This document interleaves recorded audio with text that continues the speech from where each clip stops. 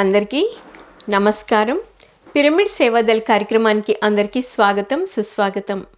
సేవ గురించి తెలియజేయడానికి ఈరోజు మనతో పాటు ఉన్నారు రంగవల్లి గారు. వారితో మాట్లాడి మరిన్ని విషయాలు తెలుసుకుందాం. మేడం నమస్తే. నమస్తే మేడం.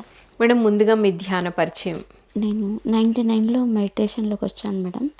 కానీ అప్పుడు నాకు ప్రేమ్నాథ్ సార్ అని ఉన్నారు కదా మేడం, ఆదోనిలో. ఆయన వాళ్ళ ఇంటికి మా పక్కింటి అమ్మాయి తీసుకెళ్ళింది మెడిటేషన్కి. 1 అవర్ మెడిటేషన్ చేయించారు. అప్పుడు కర్నూలు మాస్టర్స్ వచ్చారు క్లాస్ చెప్పడానికి. ఆ రోజు నేను చేశాను మెడిటేషన్, బాగుంది. కానీ కంటిన్యూ చేయలేదు. నాకు 2 years పట్టింది మళ్ళీ మెడిటేషన్లోకి రావడానికి. 2001లో మళ్ళీ మా మేనమామ వేణుగోపాల్ అని, ఇప్పుడు ఆయన భార్య అక్కడ పత్రి మేడం దగ్గర ఉన్నారు, ఉమా మేడం అని, మా మేనమామ ఆయన ఇందులోకి తీసుకొచ్చారు మేడం నాకు.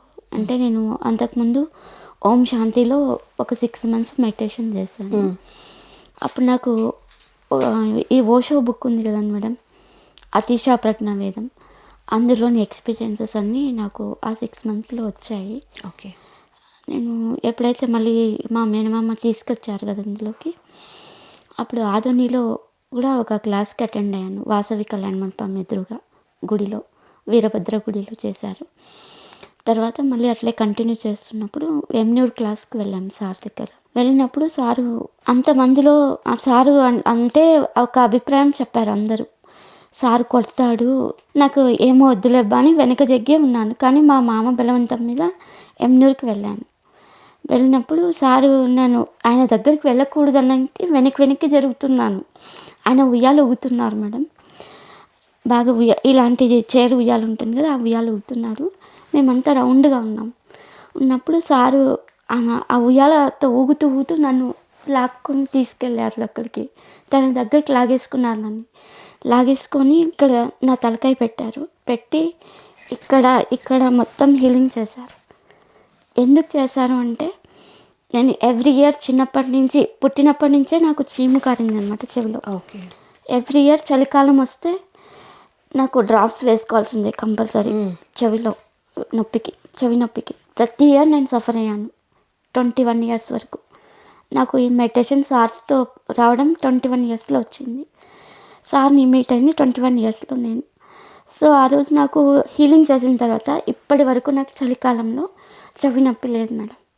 సార్ హీలింగ్ చేసేసారు నాకు ఆ పెయిన్ అనేది. ఆ హీలింగ్ చేసేటప్పుడు నేను ఆయనలో సాయిబాబాని అనుభూతి చెందాను మేడం. ఓకే. ఎస్. అప్పుడు నాకు ఇంకా ఆయనతో కనెక్షన్ ఏర్పడిపోయింది. ఒక గురువు లాగా, ఒక తండ్రి లాగా ఆయనను చూసుకోవడం ప్రారంభించారు. ఎస్. ఓకే. సో మరి ధ్యానం ద్వారా మీలో వచ్చిన మార్పు ఏంటి మేడం? ఆరోగ్యపరంగా అయితే నేను పెయిన్ నుంచి రిలీఫ్ అయిపోయాను. ఓకే. నేను చిన్నప్పటి నుంచి చాలా మొండిదాన్ని మేడం. ఏదైనా అనుకుంటే వదలను, చేసే వరకు అది ఇంకా ఎవరు ఎన్ని చెప్పినా నేను చేయాల్సింది చేసే తీస్తాను అన్నమాట. కానీ ఈ మెడిటేషన్కి వచ్చినాక ఒక అవతల వాళ్ళ మాటల్ని కూడా ఇది కరెక్టా రాంగా అని నేను అబ్జర్వ్ చేసుకొని అప్పుడు బ్యాలెన్స్ చేసుకొని అప్పుడు ముందుకెళ్తున్నాను. అట్లా చేస్తున్నాను. ఓకే. అది. సో మరి పిరమిడ్ సేవాదల్ ఉంది అనే విషయం మీకు ఎప్పుడు తెలిసింది? పిరమిడ్ సేవాదల్లో మీ రోల్ ఏంటి? పిరమిడ్ సేవాదల్ అంటే నేను 2001 నుంచి మెడిటేషన్ చేస్తున్నప్పుడు ప్రేమ్నాథ్ అంకుల్ ఉన్నారు కదా, మాకు ఎవ్రీ పౌర్ణమి అమావాస్య వస్తే మేమంతా గ్రూప్గా వెళ్ళి ఒక అవుటర్ ప్లేసెస్కి వెళ్ళేవాళ్ళం. కొండలు అట్లా తీసుకెళ్ళేవారు. అక్కడ మెడిటేషన్ చేయించేవారు. అప్పుడు నాకు బాగా డీప్ మెడిటేషన్ చేశాను. నేను ఒక 41 days 1 hour చేశాను. బాగా సిన్సియర్గా చేశాను. థర్డ్ ఐ ఓపెన్ అయింది. అందులో నేను సార్ని చూసుకున్నాను. నా గత జన్మలు చూసుకున్నాను. ఒక 21 జన్మలు చూసుకున్నాను మేడం. అప్పుడు ఆ జన్మలు చూసుకున్నాను. సారు నాకు గత 5 జన్మలుగా గురువు గారు అనమాట. లక్ష్మీబాయి అని అంటారు చూడండి మేడం, ఆమెకి 9 నాణ్యాలు ఇచ్చారు కదా, ఆమె యొక్క ఆత్మ అని నాకు మెసేజ్ మీకు అనిపించింది. ఓకే. ఎస్. సాయిబాబా ఆ జన్మలో ఎవరికైతే 9 నాణాలు ఇచ్చారో అదొక అంశం మీరు అని మీకు అర్థమైంది. ఎస్. సో అందుకే నేను ఆ రోజు సాయిబాబాలాగా ఆయన ఫస్ట్ టచ్లో ఫీల్ అయ్యడం జరిగింది అన్నమాట. సో ఇంకా అప్పుడు నాకు 2001 నుంచి అలా జరుగుతుంది. అంకుల్ అంట మేము గ్రూప్గా వెళ్ళి అలా వెళ్తున్నాం మెడిటేషన్కి. ఎవ్రీ పౌర్ణిమ అమావాస్యలకి మెడిటేషన్స్కి వెళ్ళడం, గ్రూప్ మెడిటేషన్లో వెళ్ళడం. అక్కడ అన్నీ చాలా బాగా ఎక్కువగా జరిగేవన్నమాట ఆదంలో. అప్పుడు సజ్జన సాంగత్యం కానీ ప్రతిదానికి అటెండ్ అయ్యేవాళ్ళం. నేను మా ఫాదర్ని కూడా తీసుకెళ్ళాను. ఒకరోజు తీసుకెళ్ళాను కానీ మా ఫాదర్ వినలేదు, మానేశారు. చేశారు, మానేశారు. కానీ మా ఫాదరు ఒకరోజు మాకు ఒక పొలం ఉంది మేడం, వరిమడి ఉంది, వెళ్ళారంట. అక్కడ వెళ్ళినప్పుడు ఆయనకు ఏమంటారు మోషన్స్ అయ్యాయి. మోషన్స్ అయినప్పుడు ఎవ్వరు లేరు చుట్టుపక్కల, కనీసం పెరుగు తెచ్చిచ్చే వాళ్ళు కూడా లేరంట. మా పాప చెప్పింది కదా మెడిటేషన్ చేస్తే రోగాలు పోతాయి అని చెప్పి అనేసి ఆ రోజు అప్పుడు మెడిటేషన్ చేశారంట చైన్లో ఆ మోషన్స్ పోవడానికి. ఒక 15 minutes చేసే లోపల ఆయనకు మోషన్స్ ఆగిపోయాయి. అప్పటి నుంచి మా ఫాదర్ బిలీవ్ చేయడం మొదలుపెట్టారు. ఇంకా నా మాట వింటారు మేడం ఇంట్లో. ఏదైనా నేను చెప్తే అది తీసుకుంటారు. చిన్నప్పటి నుంచి అంతే. నేను ఇంట్లో అంటే నాకు ఫస్ట్ ఏమైనా ఇంట్లో ఫుడ్ చేస్తే కూడా నాకు ఫస్ట్ పెట్టడం అనమాట అమ్మ, తర్వాత అందరికీ పెడుతుంది.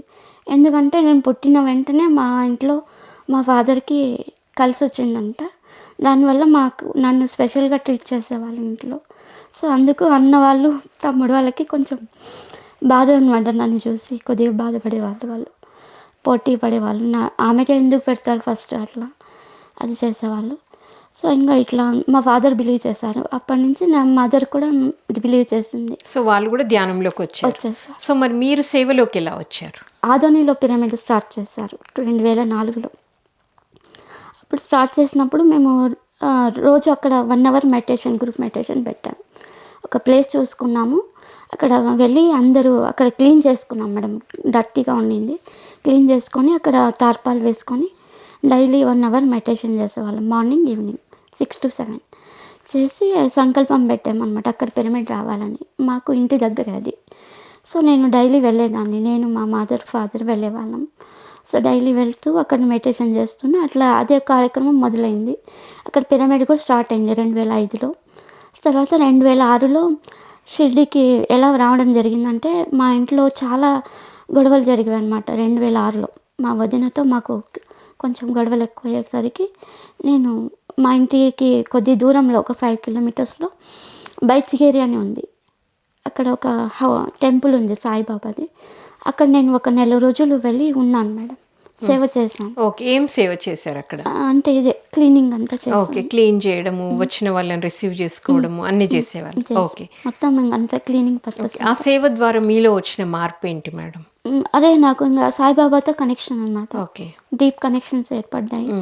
ఇంకా అలా నాకు ఆ పూజలో పాల్గొనడం అంతా ఇంకా ఆయనతో ఫుల్ కనెక్షన్లోకి వచ్చేసాను.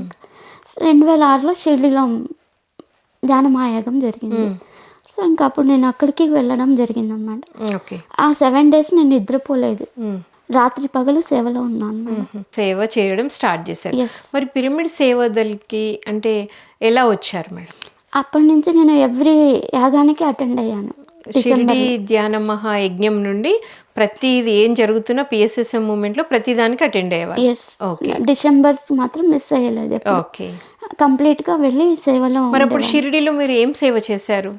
ప్లేట్స్ కడగడము, వడ్డించడము, ప్రతిదీ ముక్కులు వేయడము, అన్నిట్లో ప్రతి దాంట్లో ఇన్వాల్వ్. అన్నిట్లో వాళ్ళు ఎవరు ఏమనేవాళ్ళు కాదు, బాగా మాకు ఎంకరేజ్ చేసేవాళ్ళు. చేసాము అన్నిట్లో. సో మరి మీ ఈ సేవ ఎంతో అద్భుతంగా చేశారు కదా షిర్డీలో. సో పిరమిడ్ సేవదళ్ళకి మీకంటే ఎలా, ఎవరి ద్వారా సెలెక్ట్ చేయబడ్డారు? కడతాలు వచ్చినాక అది జరిగింది సేవదళని. మాకు అది ఒక అనుభూతి అంతే. సారు దగ్గరకు రావడము, ఆ మెడిటేషన్లో పాల్గొనడం, అది ఒక అదృష్టం లాగా భావించి వచ్చేవాళ్ళం. ఆ సేవలో పాల్గొంటే ఇంకా మాకు తెలిసేది కాదు, మేము సరెండర్ అయిపోయేవాళ్ళం. పిరమిడ్ సేవదల్ జాయిన్ అవ్వక ముందు కూడా మీరు ఎంతో అద్భుతంగా సేవ చేస్తూ వచ్చారు. Yes madam. ఓకే, ఆయన దగ్గర మాకు ఇంకా కనెక్షన్ ఉంది కదా, ఏది ఇస్తే ఆ వర్క్ చేయడం అంతే, ఇంకా అట్లానే. సో మరి మీరు ఇంత అద్భుతంగా సేవ చేస్తున్నారు కదా మేడం, ఎన్నో యజ్ఞాలు యాగాలు చేస్తుంటారు కదా. సో మీరు మర్చిపోలేని సేవ అంటే అన్నదానం అవ్వనియండి, పిరమిడ్ కన్స్ట్రక్షన్ దగ్గర అయినా, లేకపోతే పిరమిడ్ లోపల కింగ్స్ ఛాంబర్లోకి పర్మిషన్ ఇవ్వడం, అలా ఇలా రకరకాల సేవలు ఇస్తూ ఉంటారు కదా, అందులో మీకు చాలా హ్యాపీ కలిగించిన సేవ ఏంటి?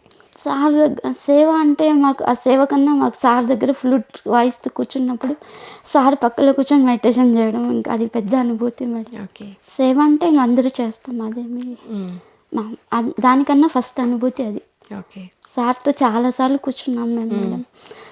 అది మా సార్ ప్రేమ్నాథ్ అంకుల్తో వెళ్ళే వాళ్ళం కదా, 2001 నుంచి 4 వరకు సార్ కూడా వచ్చేవాళ్ళం. చాలా కలిసాం సార్ని మేము అప్పుడు. మా అన్న వదిన నేను ముగ్గురు వెళ్ళేవాళ్ళం. సారు చాలా విలేజెస్కి, మా సరౌండింగ్ విలేజెస్కి ఎక్కడొస్తే అక్కడికి వెళ్ళేవాళ్ళం. సార్ ఇంకా ఫ్లూట్ వాయించేవాళ్ళు, కూర్చోబెట్టి మెడిటేషన్ చేసేవాళ్ళు. చాలా గడిపాం మేడం సార్తో. మాకు చాలా అద్భుతంగా అప్పుడు గడిచింది. ఓకే. సో మరి ధ్యాన మహాయజ్ఞాలు యాగాల్లో తర్వాత షిరిడి తర్వాత మీరు చేసిన సేవ ఏంటి మేడం? షిరిడి తర్వాత ఇంకా ఇలాగే కంటిన్యూ చేశాను. అట్లా ప్లేట్స్ ఇదే సేవలే, చైర్స్ వేయడము అక్కడ. అంటే అక్కడ ధ్యానానికి చైర్స్ వేయడము, నో రెస్ట్రిక్షన్స్ కదా మేడం అప్పుడు. ఇంకా ఏది అనిపిస్తే అది ఇన్నర్లో ఇంటెన్షన్ ఏది వస్తే అది వెళ్ళి చేసేవాళ్ళం. సో ఇక్కడ వచ్చిన తర్వాత వీళ్ళు ఇంకా కొంచెం దీంట్లో ఉండండి అని చెప్తే, ఓకే, పిరమిడ్ సేవాదల్లోకి వచ్చిన తర్వాత ఒక విభాగం ఇస్తారనమాట. సో అక్కడ మీరు జాయిన్ అయిన తర్వాత మీరు మరి పిరమిడ్ సేవాదల్లోకి వచ్చిన తర్వాత ఫస్ట్ చేసిన సేవ ఏంటి? పిరమిడ్లో మేడం, పిరమిడ్లోనే సైలెన్స్ చేయించడం. ఓకే, ఎవరు మాట్లాడకుండా ఉండేటట్టు చేయడం. ఓకే, అది చేయించాను. ఇంకా కిచెన్లో కూడా చేశాను. ఓకే. బాల వికాస్లో కూడా పాల్గొన్నాను. ఎలా అనిపించింది మేడం బాల వికాస్లో ఆ పిల్లల మధ్య ఆ సేవ చేస్తుంటే? ఏం ఎక్స్పీరియన్స్ అయ్యారు? చాలా బాగుండేది, అద్భుతంగా. పిల్లలతో నేను టీచర్గా కూడా వర్క్ చేశాను. ఓకే. 2001. సో పిల్లలతో మంచి కనెక్షన్ వచ్చింది అనమాట. ఇంకా బీఈడీ అయింది నాది. ఓకే. సో టీచర్గా వర్క్ చేశాను. అప్పటికి నాకు పిల్లలతో కనెక్షన్ ఉంది. అక్కడ పిరమిడ్కి వెళ్తే కూడా ఆదోనిలో నేను పిల్లలతోనే గడిపేదాన్ని. వాళ్ళు పెద్దవాళ్ళ దగ్గరికి వెళ్ళేదాన్ని కాదు. ఓకే. నాకు ఎక్కడ పైన పిల్లల్ని తీసుకోవడము, వాళ్ళకి మెడిటేషన్ చేయించడము. ఓకే.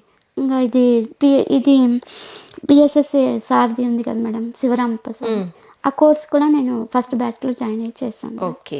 అది 1 month అయింది చేశారు. సో మరి మేడం ఇప్పుడు చక్కగా ధ్యాన మహాయజ్ఞాల్లో యాగల్లో మనకి ధ్యానం ఉంటుంది. బట్ ధ్యానం వదిలేసి సేవ ఏంటబ్బా, మంచిగా ధ్యానం చేస్తే మూడో కన్ను తెరుచుకుంటుంది, ఈ సేవ చేస్తే ఏమొస్తుంది అని అనిపించిందా ఎప్పుడైనా? అనిపించలేదు మేడం నాకేమి. కానీ ఒకసారి అనిపించింది, మొన్న ధ్యానం చేయడానికి ఇబ్బందులు వచ్చినప్పుడు చాలా నాకు మెడిటేషన్ చేసేకి ఎన్ని ఆటంకాలు కలిగినప్పుడు అనిపించింది, నాకు ఎందుకు మెడిటేషన్ లేకపోతే సేవ వద్దు, నాకు మెడిటేషనే కావాలనిపించింది ఫస్ట్. తర్వాత మళ్ళీ సేవ కూడా చేయాలి, మెడిటేషన్ కూడా చేయాలని చేశాను. సేవ చేసినంత ఇంకా మెడిటేషన్ ఇంకా డీప్గా వెళ్తాం. సో మరి ఫైనల్గా మీరు ఏం చెప్పాలనుకుంటున్నారు? సేవ గురించి చెప్పాలి అనుకుంటే మీరు ఏం చెప్తారు? సేవ అంటే ఏం లేదు మేడం, ప్రకృతికి మనము ప్రకృతి ధర్మాలను పాటించడమే సేవ, అంతే. ఇప్పుడు మనం శారీరకంగా ధర్మాలు పాటించాలి, మన కుటుంబ ధర్మాలు పాటించాలి, ప్లస్ సమాజ ధర్మాలు పాటించాలి. ఇంకా ఆ ధర్మాలు పాటిస్తే అదే సేవ, ఇంకా అంతకంటే వేరే సేవ ఏం లేదు. అదే నా అభిప్రాయం. ఇప్పుడు మనం ఇంట్లో ఉన్నాము, వాళ్ళకి అనుగుణంగా వాళ్ళతో మనం ఉండగలగాలి. సో వాళ్ళకి మనం ఎంత అనుగుణంగా ఉంటామో వాళ్ళు మనకి ఖచ్చితంగా రిప్లై చేస్తారు, అంతే. ఇంకంతకంటే ఏం లేదు. మనం ఎక్కడ ఏది ఇస్తామో అదే తీసుకుంటాం. వాళ్ళకి మనం కన్వీనియంట్గా ఉన్నప్పుడు వాళ్ళు మనకి ఆటోమేటిక్గా కన్వీనియంట్గా మారిపోతారు.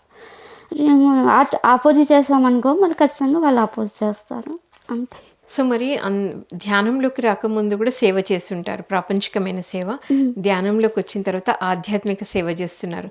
రెండిటికి డిఫరెన్స్ మీకు ఏమనిపించేది మేడం? అంటే ఫిజికల్గా సేవ ఏముంది మేడం, నేను ఎప్పుడు టెంపుల్స్లో చేశాను. ఇదే ఆధ్యాత్మికంలోనే నాకు ఇంకా నేను స్పిరిచువల్గానే ఎక్కువ గడిపేదాన్ని చిన్నప్పటి నుంచి. ఇంకా నాకు మెడిటేషన్ ఫస్ట్ అంటే నేను చేసింది 6th classలో మేడం.